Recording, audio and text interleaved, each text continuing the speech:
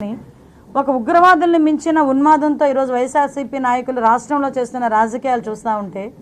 రాష్ట్ర ప్రజలు కూడా ఈరోజు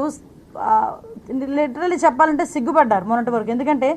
ఒక్క ఛాన్స్ అని చెప్పి బతిమాలిన పాపానికి 5 సంవత్సరాల రాష్ట్రాన్ని ఎక్కడికో అంటే 20 సంవత్సరాలు వెనక్కి తీసుకెళ్లిన పరిస్థితి నుంచి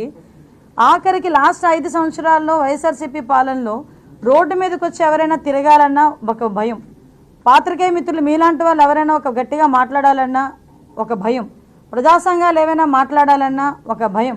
లేకపోతే ఉద్యోగస్తులు ఏమైనా ధర్నా చేయాలన్నా ఒక భయం, లేకపోతే ఎవరైనా ఇది తప్పు అని ప్రశ్నిస్తే వాళ్ళ మీద పెట్టే కేసుల గురించి ఒక భయం, లేకపోతే వాళ్ళ మీద జరిగే దాడుల గురించి ఒక భయం.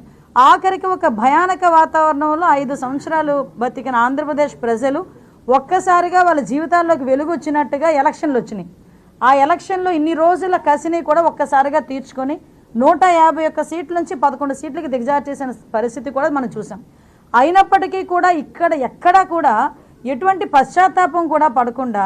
మళ్ళీ అగైన్ అండ్ అగైన్ బయటకు వచ్చి